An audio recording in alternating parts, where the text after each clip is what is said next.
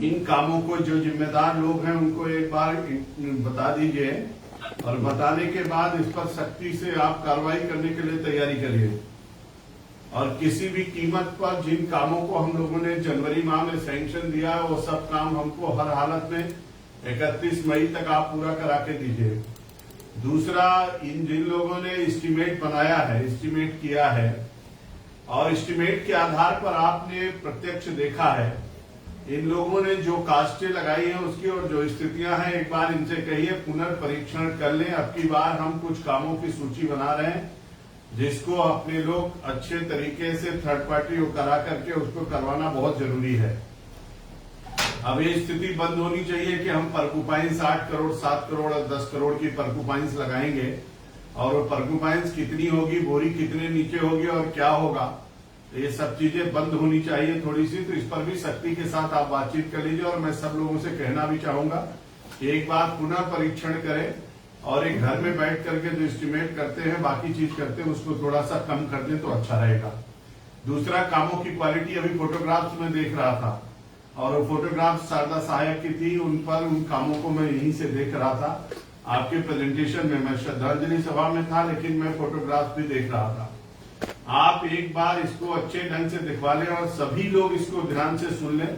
जहां कहीं कोई कमी है और पत्थरों में जो गैप है उस पर जो बनाया है, आपने पत्थर लगाए हैं, उनको आपने बांधा है तारों से, वो बहुत पुअर क्वालिटी का काम कहीं कहीं दिखा है। आप लोग उसकी एक बार पुनः मॉनिटरिंग कर लीजिए, देख लीजिए और कॉन्ट्रेक्टर से मिल करके उसको ठीक करा लीजिए। बलिया के काम को आपने पहले भी देखा था, मैंने उसको बलिया के काम को बताया था।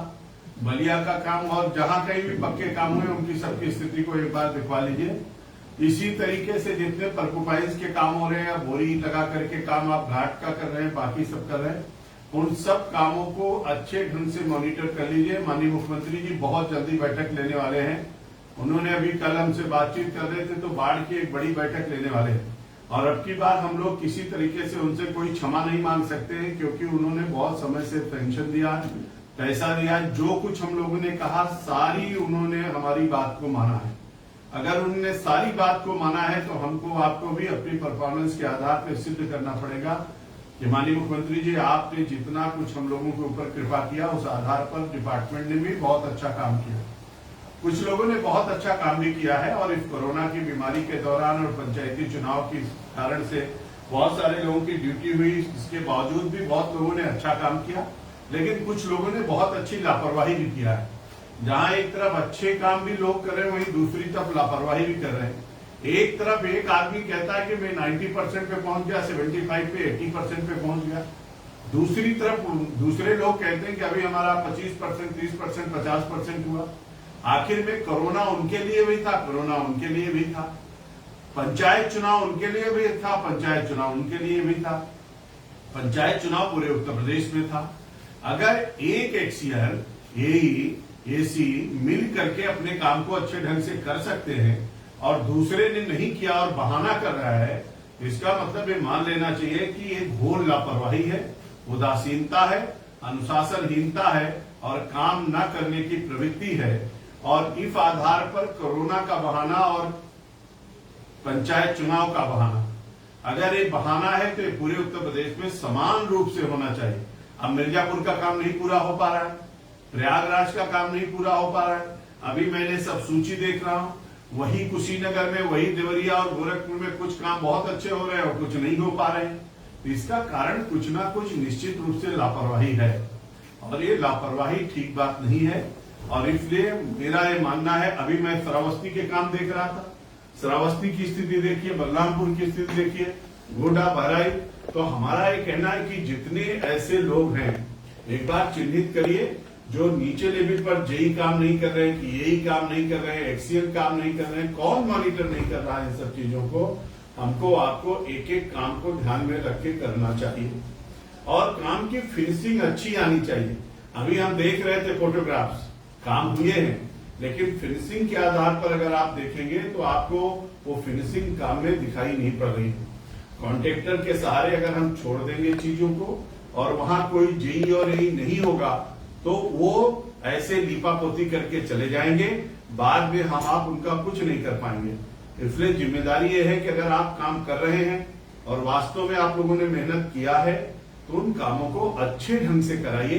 कॉन्ट्रैक्टर हमारा आपका रिश्तेदार नहीं है, उसने पैसा लिया तो उसको अच्छे से काम करना चाहिए। इसलिए हमको आपको पूरी सख्ती के साथ उनसे पेश आना चाहिए और जितना पैसा हमने दिया है उसके आना पाई हिसाब भी होना चाहिए कि आखिर में वो पैसा लग रहा है कि नहीं लग रहा है, और इस आधार पर सभी कामों की अच्छे ढंग से फिनिशिंग हो जाए, काम समय से पूरे हो जाए। और नवाड के जो काम है, जिन नवाड के कामों को अभी तक लोगों ने शुरू नहीं किया है, जैसे पिछली बार हम लोगों ने 1-1.5 महीने में युद्ध स्तर पर जनरेटर लगा के रात और दिन काम करके काम को पूरा किया था, ऐसे हमको आपको उन कामों को टारगेट करना चाहिए। और इरिगेशन डिपार्टमेंट के इंजीनियर्स में यह ताकत है कि अगर वो चाह ले तो 2 महीने का काम, 2.5 महीने का काम वो 15 दिन, 20 दिन, 1 महीने में पूरा करा सकते हैं। एक बार मन में संकल्प लेने की आवश्यकता है। अगर आप लोग ले लेंगे तो नवाड के कामों को भी हम सेफ जोन तक पहुंचा सकते हैं, सेफ साइड तक ला सकते हैं। तो मेरा ये कहना है कि जो काम नहीं हो पाए उनको भी पूरा करिए। अब देखिए बरसात शुरू सी हो गई है, पिछले 3 दिन से पानी बरस रहा है। अभी लोग कह रहे हैं कि 1 सप्ताह तक पानी बरसेगा। अगर ये पानी बरसता रहा और मई इसी में चला गया तो जून में तो बरसात आ जाएगी। हमारे आपके पास कोई चारा नहीं है, और इसलिए मेरा सबसे कहना है कि पूरी ताकत के साथ आप लोग अपना पूरा समय इस बाढ़ के कामों में, ड्रेनेज के कामों में दीजिए।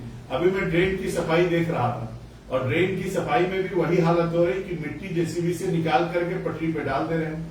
अब पटरी पे डालने के बाद वो फिर उसी में बरसात में गिरेगी, आप उसको समतल भी नहीं कर रहे हैं। अभी मैं आपकी ड्रेनेज देख रहा था जो इसमें प्रेजेंटेशन में दिखाया जा रहा था, तो आप उसको मिट्टी को ऊपर डाल करके उसको थोड़ा सा नीचे ले जाइए, उसको थोड़ा समतल कर दीजिए। ऐसी कोई स्थिति बन जाए कि दोबारा इसी बरसात में फिर से हमारे उस ड्रेन को भाट न दे। और ड्रेनों की सफाई जितना युद्ध स्तर पर करना चाहिए था, अभी बहुत सारी ड्रेन, बहुत सारे जनप्रतिनिधि उसकी शिकायत कर रहे हैं, लोगों की नहीं हो पाई है। तो आप लोग टारगेट करिए और हर हालत में 10-15 दिन में युद्ध स्तर पर लग करके ड्रेनों की सफाई का भी काम पूरा कर दीजिए। अब की बार के पानी बरसने की संभावना बहुत है। लोग कह रहे हैं कि ज्यादा बरसात होगी, हम लोगों को ज्यादा सावधान रहने की आवश्यकता है। और इसलिए माननीय मुख्यमंत्री जी ने इतनी कृपा किया है कि समय से हमको पैसा दिया है। आपके आजादी से लेकर के अभी तक का जो नियम था कि अप्रैल और मई में पैसा मिलता था, अब हम पिछले वर्ष में जनवरी में ले रहे हैं पैसा। तो कम से कम काम भी हमारा समय से पूरा हो जाए, जिससे हम माननीय मुख्यमंत्री जी के कार्यक्रमों द्वारा का लोकार्पण भी करा सके, उनको दिखा सके। पिछले साल के जो काम है उसमें से कोई काम ऐसा नहीं रहना चाहिए कहने के लिए कि अभी हम इसको पूरा नहीं कर पाए। दूसरा, मैं आप सब लोगों से एक आग्रह जरूर करूंगा और इसको ध्यान से सुनिएगा कि कॉन्ट्रैक्टर का अभी पूरा भुगतान नहीं करना है। बाढ़ के बाद जब फिनिशिंग पोजीशन में वो हमारी सब कुछ करके देंगे तभी उनके भुगतान को करना है। नहीं तो आप लोग सोचेंगे बस हाथ झाड़ करके हम लोग खड़े हो गए और वो लोग अपने अपने घर चले गए। इसको अभी सावधानी पूर्वक हमको आपको रखना है और उनको बाढ़ में उसका उपयोग भी करना है। तीसरा, बाढ़ में जो हम लोग सामग्री यूज करते हैं, बहुत सारा टेंडर करते हैं, बोरी लेते हैं, सामान खरीदते हैं, उसको स्टोर करते हैं, रखते हैं, फ्लड फाइटिंग के लिए जो करते हैं काम, उसको तेजी के साथ अभी से शुरू कर दीजिए। आप लोग जब बरसात आ जाती तब उस काम को करते हैं, कोई सामान कहीं पहुंचता नहीं है, कहाँ गया सामान, क्या हुआ, कुछ पता नहीं चलता है। तो एक बार हमको आपको जिसकी टेंडरिंग करनी हो वो सब काम करके तैयारी अपनी पूरा कर लेना चाहिए।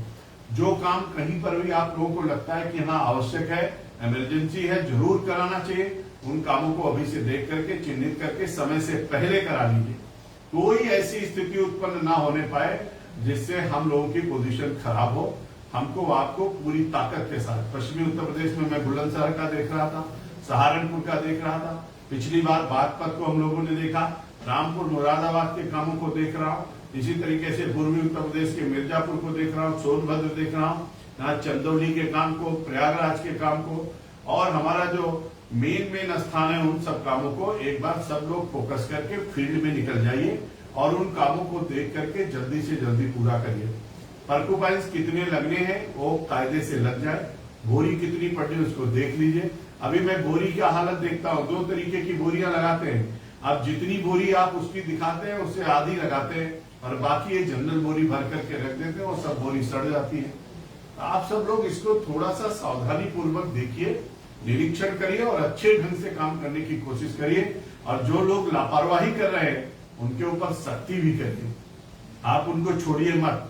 और जो हमारे जितने मुख्य अभियंता लगे हुए हैं इसमें, अपने अपने एरिया का विजिट करके वो तेजी के साथ जल्दी से सब कामों को पूरा करा दें। एसी, एक्सीएन और एई, ये सब लोग अपने साइडों पर विजिट करें, रोज आना जाए, टारगेट फिक्स करें कि इतने दिन में इसको सबको पूरा कर देना।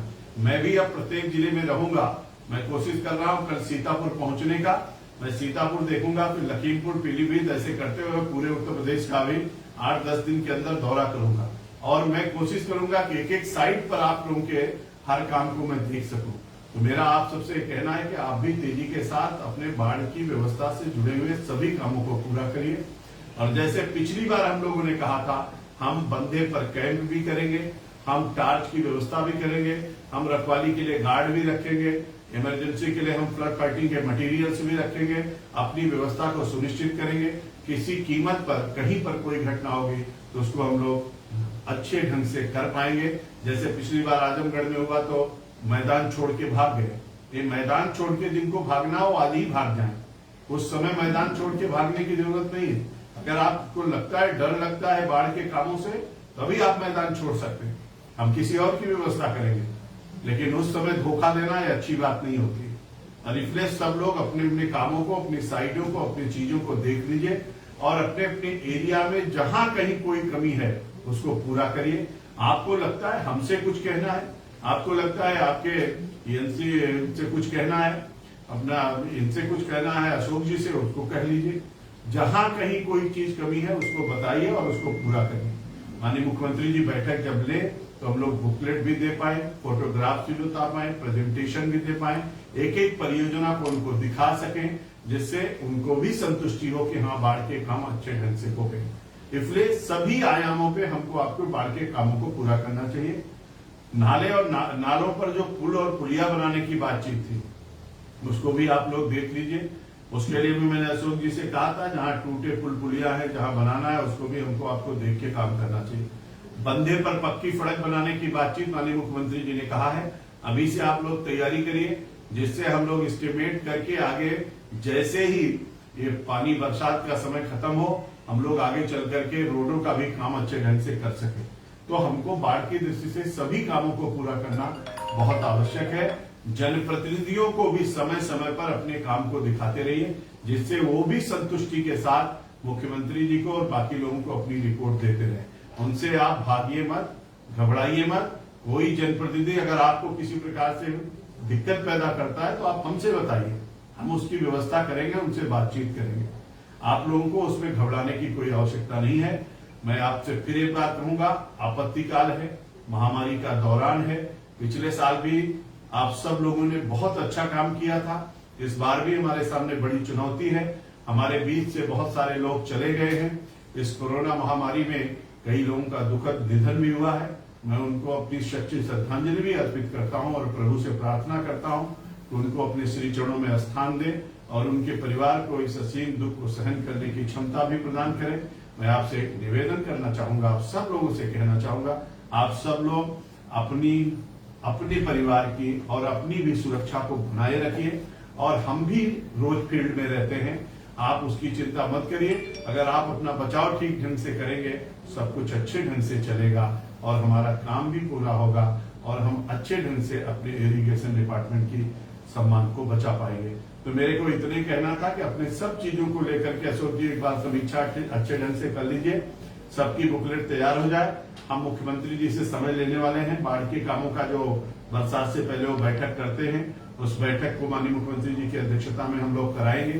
तो उस दिन हम लोग ये कह पाए कि हमारे सभी काम बहुत अच्छे ढंग से पूर्ण हो गए हैं और जिसके कारण से अब की बार के बाढ़ और बचाव के कार्य को हम करने के बाद जनता जनार्दन की अच्छी सेवा कर पाएंगे। जो काम नवाड के हैं उसके लिए फिर से मैं कहूंगा, 1-2 दिन में आपको ऑर्डर मिल जाएगा, लेकिन आप काम शुरू कर दीजिए और कोशिश करिए कि हर हालत में हम लोग 15 जून तक उसको सेफ जोन में ला पाए और अच्छे ढंग से अपने काम को पूरा कर सके। पीछे नहीं हटना है, तेजी के साथ काम करना है। और मटेरियल्स जहां तक इकट्ठा करने की बात है, बरसात के बाद कोई ट्रैक्टर, कोई ट्रक, कोई ट्राली नहीं जा पाएगी। इसलिए आप लोग देख लीजिए, जनरेटर अभी से कर लीजिए, हाइड्रोजन अभी से कर लीजिए, गार्ड अभी से तय कर लीजिए, उनको लगाने की व्यवस्था कर लीजिए, बंदे पर रहने की व्यवस्था कर लीजिए, बाकी सब चीजों की निगरानी की व्यवस्था कर लीजिए। इन सब चीजों को करते हुए बिफोर की, ड्यूरिंग की, आफ्टर की फोटोग्राफ्स इसको कलेक्ट करके हम सब लोग अपने काम को पूरा करेंगे। मुझको किसी एक बैठक में जाना है, इसलिए मैं जल्दी जा रहा हूं, लेकिन अशोक जी आप एक एक चीज की समीक्षा करके आप हमको रिपोर्ट दे दीजिएगा। आप सबको एक बार पुनः शुभकामना करता हूं, प्रभु से प्रार्थना करता हूं कि आप सब लोग सुरक्षित रहें और ठीक ढंग से अपने इस काम को पूरा करें। बहुत बहुत धन्यवाद।